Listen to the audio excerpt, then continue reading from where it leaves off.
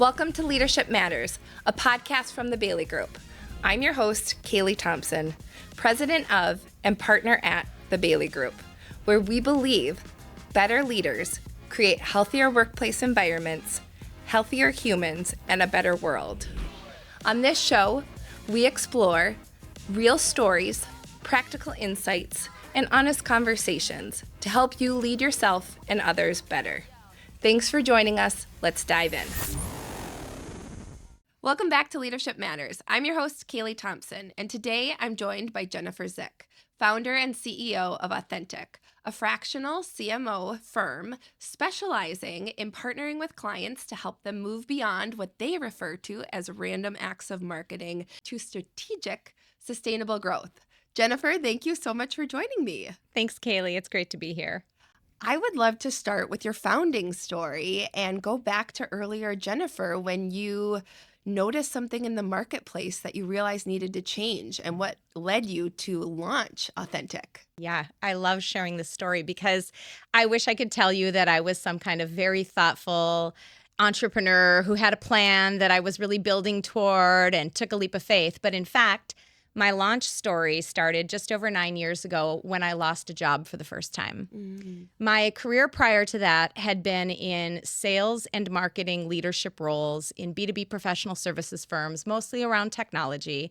And I had a wonderful career in fast-growing startups, large global enterprise, and in a PE-backed mid-market firm, which is where my role eventually got cut. And when that happened, I was 39 years old. I was in the throes of raising a young family with little and middle-sized kids. And the loss of my job was the greatest gift I could have received because I needed to take pause and take inventory of what really mattered. And in that moment, I realized I don't want to be on an airplane away from my kids. I want to be present in my own life. I want to be grounded, and I don't want to build my career faster than I can raise a family by prioritizing that. And so with that decision, within just a couple of weeks of losing my job, I also had taken some time to just reflect on, what does this mean? What is next? It was important that I continue to make an income. I love to work. So I took myself up to our Northwoods cabin in Hackensack, Minnesota, spent some time just praying and thinking and doodling, and started asking myself, what would it look like if I took a bet on myself? What would it look like if I acknowledged that I did have a little entrepreneurial seed in my heart and I planted it? And it was scary, of course, because I could fail or I could hate it. I didn't know. But I thought, worst case scenario, if either of those situations were to be true, I could get another job. And so with my husband's blessing, I decided I was going to build a business. And up at that cabin, as I was noodling and doodling on what would it look like, I didn't have any words to describe the business model. I just started thinking about what in my life had I experienced in my career that were issues that I had seen, that were patterns that I might have the skills to help solve. And when I rolled back the timeline and looked at my career, which started off in sales and then moved into marketing and then marketing executive leadership, what I saw was a pattern across those companies and others that I'd consulted into along the way, is that small founder-led and growth companies tended to commit, as you said, what we lovingly call random acts of marketing. They start off founder-led, sales-driven, which they need to be. You need to prove that you can sell something more than once, repeatably, and deliver it to have a business at all. But when they reached the point of needing to scale beyond their known network and they really needed marketing expertise, they usually didn't have that expertise in-house. And most businesses weren't going to hire a true executive marketer until they were, past $100 million in revenue. So there was a gap that I saw in the market. Small growth businesses who need the wisdom of experienced marketing leadership sooner so that they could avoid the time and money and frustration loss, all of the loss in trying to figure marketing out by trial and error. And I thought, I can do that. I can bring experienced marketing leadership to small businesses and make a meaningful impact and help them grow with more clarity and get there faster. I didn't have the words for it. I just knew that there was a model that needed to exist that I had never seen anywhere. And so I set off to build it, and I formed a hypothesis, and I knew from my past work experience, having worked in some really wonderfully run businesses, that having strong operating systems and process helped make services much more successful. So as I started to build the plan behind the business model, I gave myself a business plan and timeline for how I wanted to scale, what my role in the business would be, what the service would look like. And I started having, just hundreds of coffee dates with people in my network to say, this is my hypothesis, give me feedback. And it started to gain momentum. And that was the beginning of Authentic. So that was now almost 9 years ago in 2017, launched from my kitchen table with an idea, 0 clients, and just have bootstrapped it ever since. And it's just been the greatest joy and blessing of my life to build the team that we have today, doing the meaningful work that we do today with so many clients. What an incredible story. Thank you. What was the biggest fear you had to get over in that season, Jennifer? Well, I think the fear that most of us face that goes unnamed a lot of times is just the imposter syndrome. I had built a career as being a really confident spokesperson for other people's brands and capabilities. I knew how to confidently sell the services other people were delivering or the products and solutions that other businesses I worked for provided, but I had never sold myself as an expert. And so right out of the gates, the nagging thought in the back of my head was, if I start to put myself out there as a leader in this space, people will figure out that I don't know what I'm doing. It just felt really vulnerable, which was hard for me to reconcile because I've always been confident in representing other people's brands and like bringing the spotlight to other people. But when it came to needing to build a brand that had to begin with me, it was really intimidating. And I remember the fear sitting in my virtual office coffee shop at the time of publishing my first LinkedIn article as Authentic, my first piece of thought leadership for my own business, and just waiting for like negative feedback. I just thought I was going to be either crickets or confrontation. And it was the opposite, of course, And so as people started to affirm the work I was doing and their belief in me and their belief in the model, my confidence continued to grow. But we all struggle with that imposter syndrome, especially if we get caught in the trap of comparison. There's so much around us all the time and so many other people that are doing things that can look like better, So I've also had to learn to not let comparison steal my joy. Really well said. Thank you. You mentioned this seed, this entrepreneurialism seed in your heart. When did you first get glimpses of that seed, Jennifer? Yeah, I was really privileged to be part of a early stage growth company that I joined. Gosh, it was my third role out of college. I was in my early 20s. I had a couple of doozies of jobs just coming out of school that taught me more about what I knew I didn't want to do and the kinds of people I didn't want to work with. And I had cut free from that last job and was deciding I'm going to network until I meet the people I really want to work with. And I met 2 young men who were building a technology firm. And I had done enough in another company selling web services to know that I could help them. One of the founders was a brilliant technologist. The other was just a wonderful visionary entrepreneur. And I became their first salesperson and their first employee. And so we started this little engine that could. They were the 2 owners and founders, and I was their first employee. And I got to experience entrepreneurship from the second row seat. I got to be part of a founding team and be part of the evolution of that business from 0 million in revenue with 3 of us to over 25 million in revenue with 125 of us by the time I exited 13 years later. And I got to be a leader in that business through all those stages of growth. And at every stage of growth, when my role would be pressured and expanded, I always wondered, am I going to top out here? Like, have I reached my limit? Because I didn't know. And every time I found that like I could level up, and I did level up, and I loved it. I just loved that entrepreneurial cycle. I loved being at the helm of building a strong brand with a strong culture and a strong team. That was just a really sweet era in my career. And that was where I fell in love with entrepreneurialism. Now, I hadn't taken the risk on because I wasn't the founder owner, but I got to be part of the journey of it.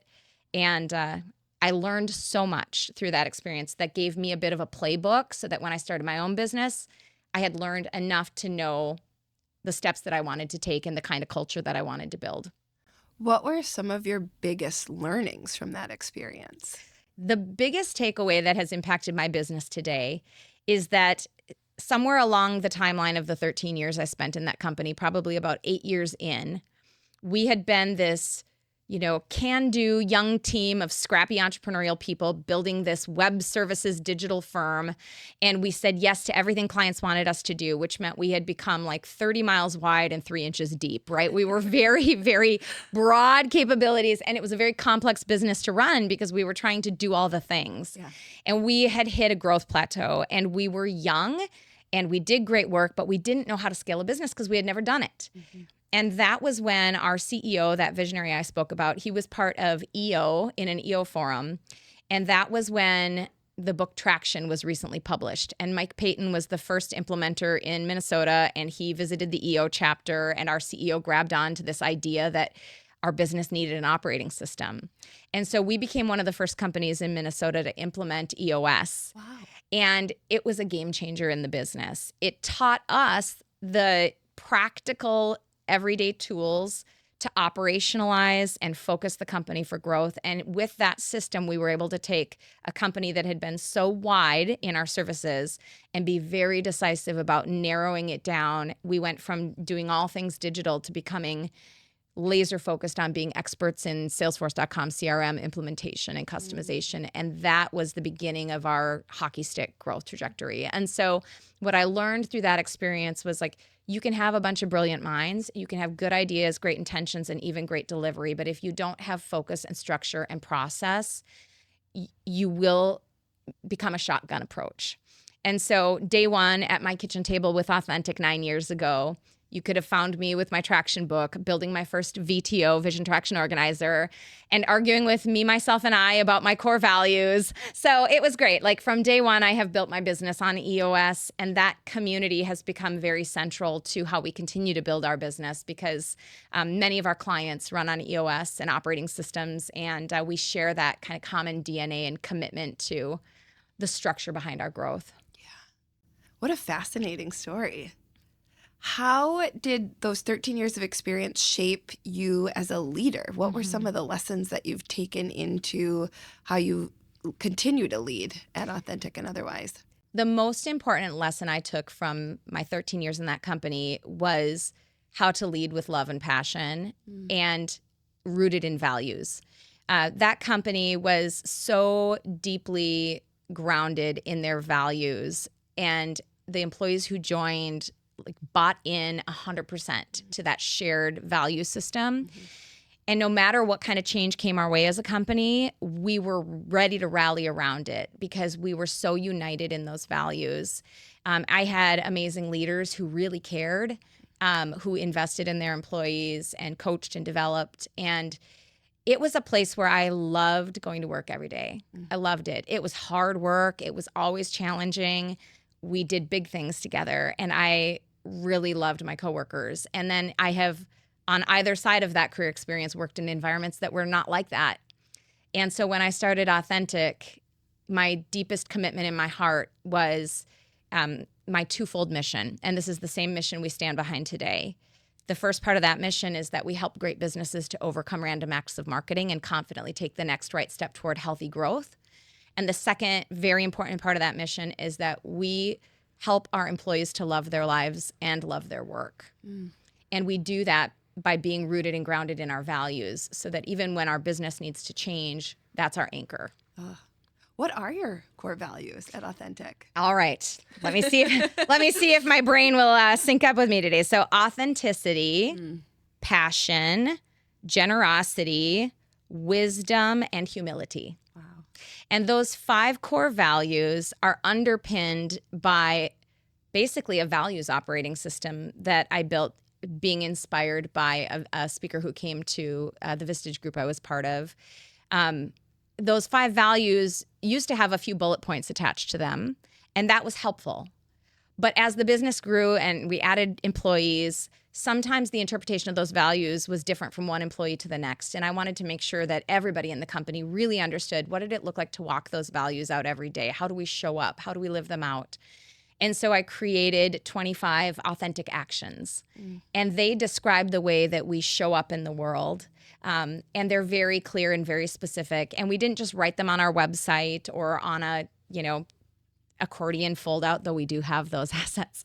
We practice them by reminding ourselves about them every day. So every single week on Monday morning, one of our employees at any level in the business will put together a video. They'll read out the authentic action of the week, and they'll share what it means to them and how they see it embodied in our business.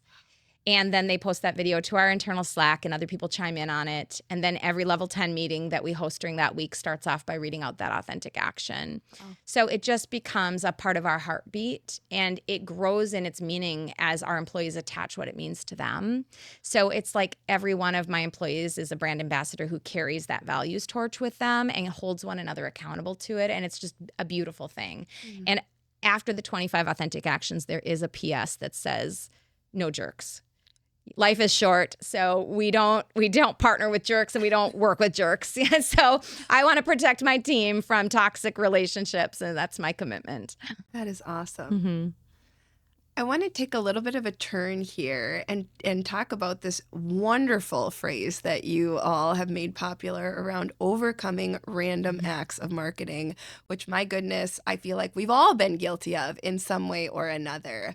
Where did that terminology originate from, and why is it so tempting for even the most strategic of us to get in this spiral of activity without actually having that lead to meaningful results? Yeah. This is a fun story because, again, I would love to say that like I did a really strategic like brand messaging exercise and did a lot of work behind. No, the way that this tagline was shaped was that one day I was sitting in a sales meeting with a CEO and a CFO. We were live in person, and for some reason the phrase just slipped out of my mouth, something about random acts of marketing. And the two of them looked at each other and then nervously chuckled. And I knew I had hit a nerve. And so I'm like, I'm going to use that phrase again. And so I started using that phrase in my sales meetings. And every time prospects would either like knowingly their eyes would get wide, or they would nervously chuckle, or they would say, that's us to a T. Yeah. I'm like, this is the problem we solve. This is, if a client can see themselves in the phrase random acts of marketing, we can be part of that solution. And so I trademarked that tagline, and I hear all the time how much it's like, wow, that hits right on the, tender nerve of what we all experience. And it's not meant as judgment. It's meant as, it's just a reality check. The story I told you about the issue and the pattern I saw in the world of growing businesses. Creating random acts of marketing is like going through business puberty. Okay, you can't grow up without it, but it's an ugly phase. But it happens because no business really knows their market fit and focus without first experimenting along the way. Just like me, I started with a hypothesis, and I had to bring it to market, get feedback. I've had to iterate on it. I've had to find words to describe it. My sales deck in the first 3 years of my business changed almost weekly. My proven process changed like quarterly for the first 2 years. You have to iterate to build a stable business. And even once you've landed on your go-to-market fit and focus, the world continues to change, right? New things happen, or big things happen in your business, perhaps through mergers, acquisitions, integrations. Nothing is ever a straight line move from strategy to pure execution. There will always be random acts, but they can be less random when you have the wisdom of experienced leadership in the room to quiet the noise, and you have a structure and a methodology to guide the decision-making, which is what we bring. We bring the marketers with the wisdom, the methodology that we call authentic growth as a framework for decision-making, and the mind share, which is our collective community of CMOs who all work together. So we have the power of all of that cross-industry experience, many different business models of experience, different sizes and types of companies. We get to draw upon all of that wisdom on behalf of each of our clients because no single marketer has all the answers. So those represent our three uniques at Authentic: marketers, methodology, and mind share. And the three of those ingredients together, that's our secret sauce. You've worked for almost a decade now, partnering with CEOs, with organizations to really help move them into repeatable and sustainable growth. What have you learned about where do most of us get in our own way when it comes to marketing? Mm-hmm. The biggest problem that growing businesses have is that they misunderstand marketing. And so I hope through just being a spokesperson that I can help to provide more education around that. I've recently spoken on this concept of the little M marketing dilemma and the big M marketing opportunity. Perhaps the best way to explain this in a podcast format is to think about the fact that as business leaders, if you're the CEO or you're the CFO, you're looking at the business through the lens of a P&L, right? And on that P&L, there's like one line item called advertising. And that's what a lot of businesses think marketing is. They think marketing is the dollars that we spend to throw at paid opportunities to grow our brand awareness. We sponsor events, we go to trade shows, we run print ads, or whatever the combination of those things might be. But in the world of actual marketing, advertising is a tiny little blip inside a much bigger circle of the things that actually build a healthy, sustainable brand and growth engine. And so part of what we do as CMOs is that it's our job to widen the aperture, to show our clients where they might be limiting their own potential by putting marketing inside of too small of a box. Or they might be deploying tactics that they think make sense because an agency prescribed them or a competitor is doing them or another company next to them. But really strategic marketing happens when you answer 4 simple questions. It's not easy, but the simple questions that have always been true about strategic marketing, regardless of the tools and tactics that continue to just balloon around us, the simple questions that you need to answer are, who do we want to matter to? That's your ICP, right? Your ideal customer profile. Why should we matter to them? That's your unique value proposition. And usually businesses are very myopic about it. They think they know why they should matter to their buyers, but they've never asked the buyers. So that takes research. It takes good voice of customer intel. So first question, who do we want to matter to? Second, why do we matter to them? Third, very importantly, how do we enter their natural habitat? That is your channel strategy.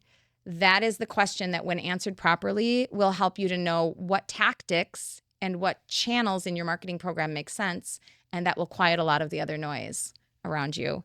And then finally, the last question is, when we get there into their natural habitat and we have their engagement, how do we build trust? And this is a question too many companies forget to ask, because as soon as they get into that habitat, they want to pitch something. They want to sell something. And no matter what business you're in, whether you're selling widgets through an e-commerce site or you're selling 6-7-figure consulting deals through a high trust relationship, it doesn't matter. What you sell is some degree of trust.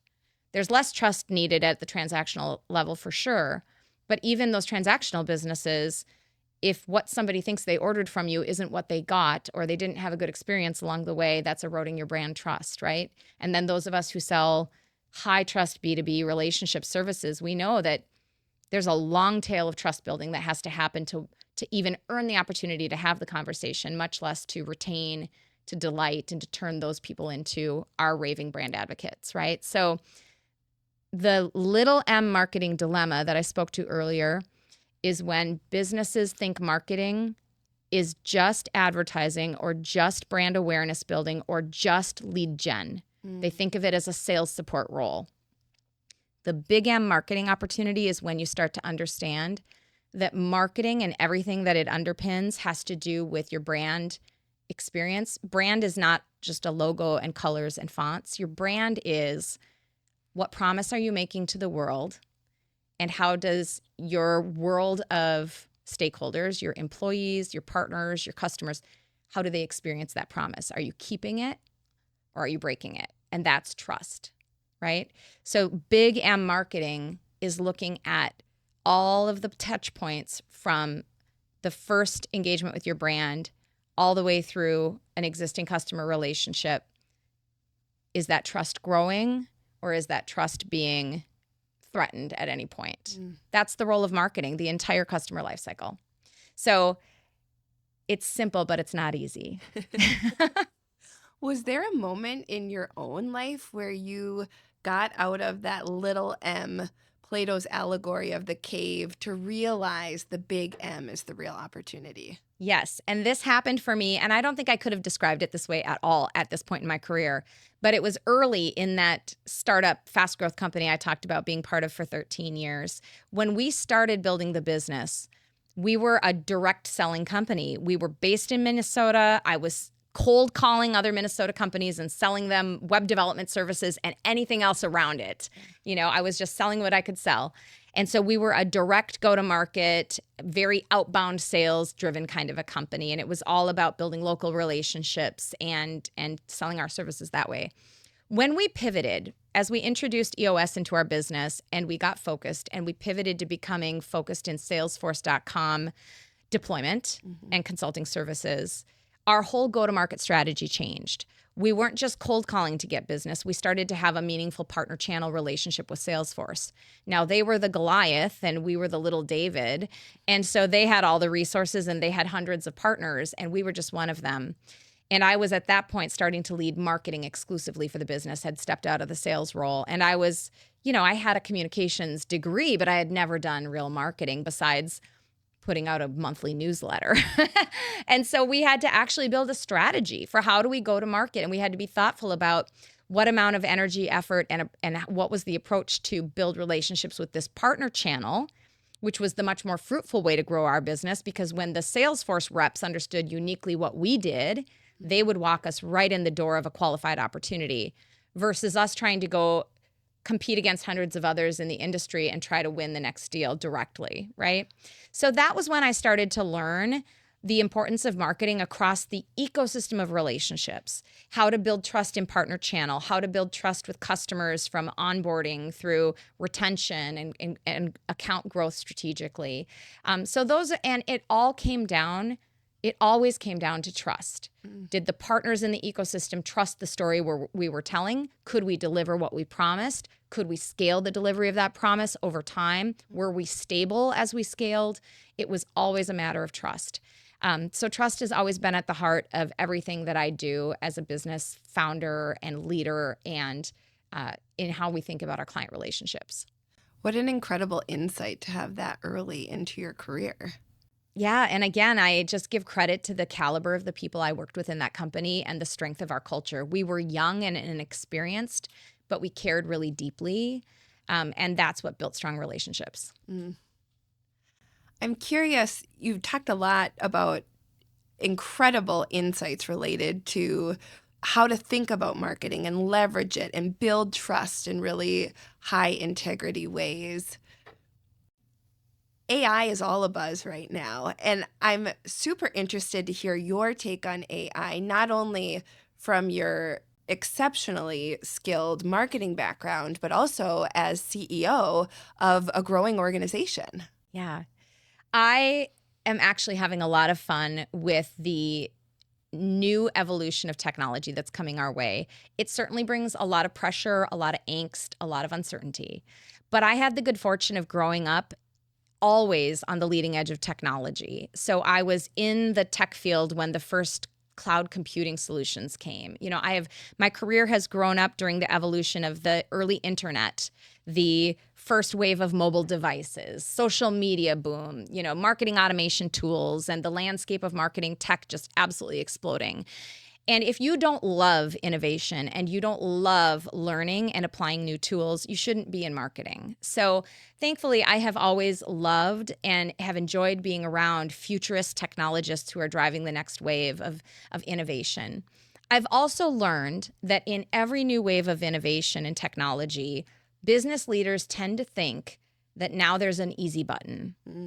This new automagical technology will replace all of these humans and make things so efficient and save us so much money. And anyone who's spent time actually building out a marketing automation platform knows that the opposite is true. There's nothing automagical about any of that. Those systems need a lot of human wisdom around them. They need love and nurture. They need constant content creation and innovation. So the same will be true for AI. It's not going to replace the value of humans. It is accelerating our ability to leverage our own wisdom, for sure.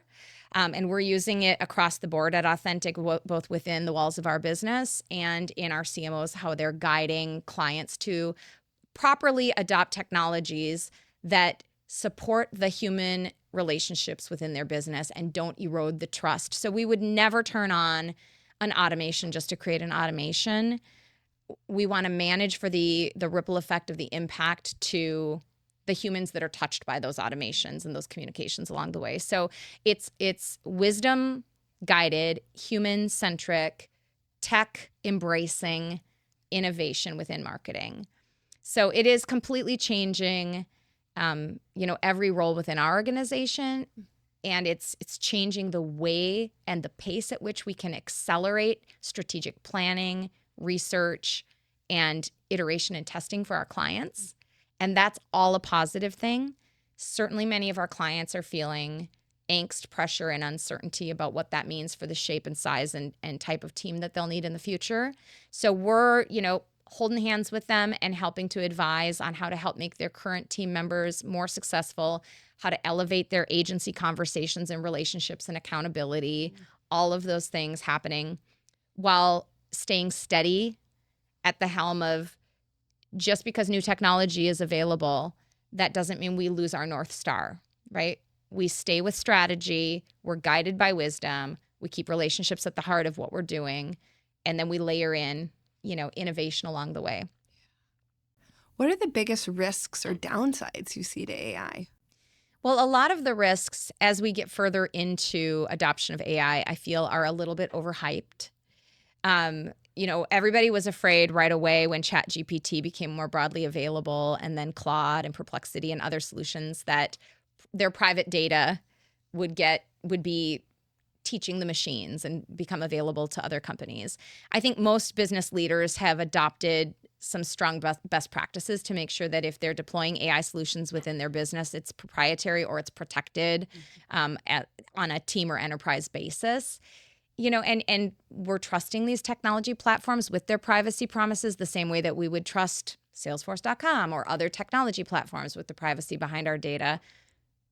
Only they know, how firmly they guard that privacy. But I think there's less concern about that piece of it. I think the next wave of uncertainty and risk is happening at the employee level in terms of, will my job be affected by this? Is my job at risk?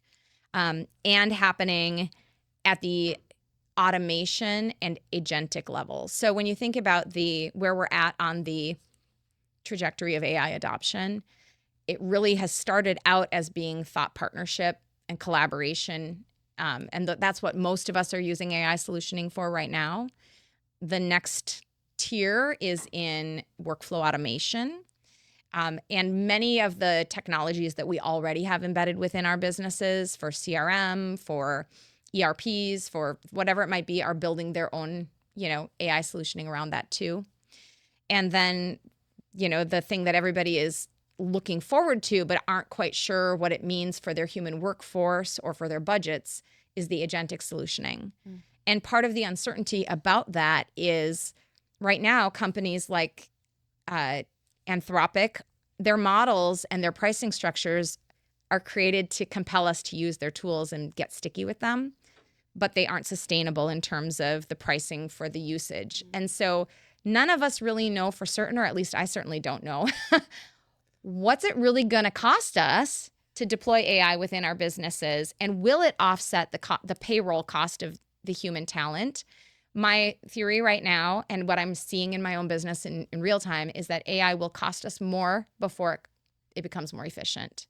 Because right now we're in the phase where even fast-moving, nimble companies like ours are needing to adopt multiple solutions to try on the fit and find the use cases, and then bring the whole company along in training and change management in order to get the efficiencies out of it.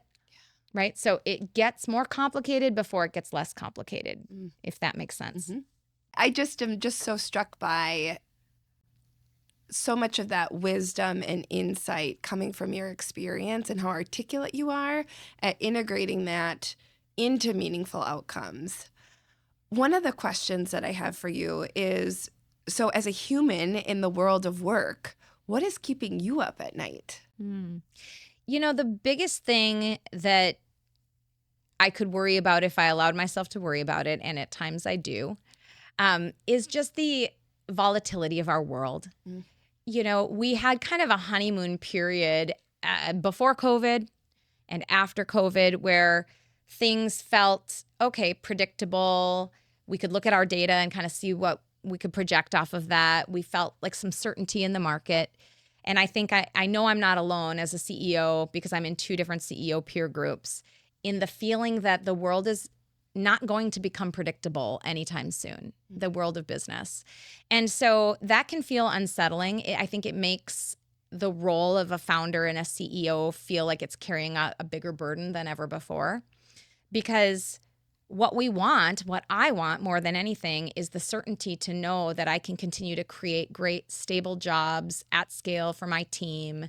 And the world around us is just a lot less predictable. You know, one change of tariffs impacts so many businesses in manufacturing, and the trickle down of that affects all the businesses in services, or one change in policy affects all your nonprofit clients all at once, right? So things are happening in much bigger waves. And personally, I've been on a growth journey in my faith and in my just inner self over the past 18 months, really working with personal coaches, my CEO peer groups, even with therapy, to embrace the fact that this life is just uncertain. I am a recovering control freak, type A, world-class type A. I could tell that, by the way, with all the plans that you put in place and all the feedback you're getting throughout your process. Yes, I took a really structured, disciplined approach to building this business. It should have been a straight line up and to the right. Somehow it's been very bumpy, but still full of joy. And, you know, I am learning to hold loosely to my best laid plans and embrace that the turbulence usually brings us into a better place than I could have planned myself. And just finding joy in the journey, coming back to the basics, like working with people I really love, doing meaningful work for good clients that are growing. You know, their companies are creating jobs and opportunities for people, fueling our economy. Like, you know, my business is just a little blip, but we've touched thousands of lives around the world through the work that we do. And that gets me out of bed every morning, just energized for what we are continuing to build. So the world is unpredictable. It's uncertain. Our lives are short. You know, it's not worth striving and grasping to try to control what we can't control. It's just so much more satisfying to sit in a posture of believing that all the right things are happening the way that they're meant to for the right outcomes. Just that posture of surrender while still being a fiercely motivated, driven person. It's a great balance, isn't it? It's a weird balance, but it's one I'm trying to, you know, by the grace of God, just get there. What a great note to end on. Jennifer, thank you so much for your openness, your authenticity, and your wisdom. Thank you, Kaylee, for having me on your show. I appreciate it. It's been fun. It has been. And thank you to our listeners. Join us next week for another episode of Leadership Matters. Thanks for joining us for today's episode of Leadership Matters. If today's episode resonated with you, would you do me a favor and share it with someone you care about? To learn more about the work the Bailey Group is doing in the world, check us out at thebaileygroup.com or follow us over on LinkedIn. We love sharing useful articles, helpful resources, and valuable tools to help you expand your leadership capacity. Like and subscribe, and join us next time for more honest conversations.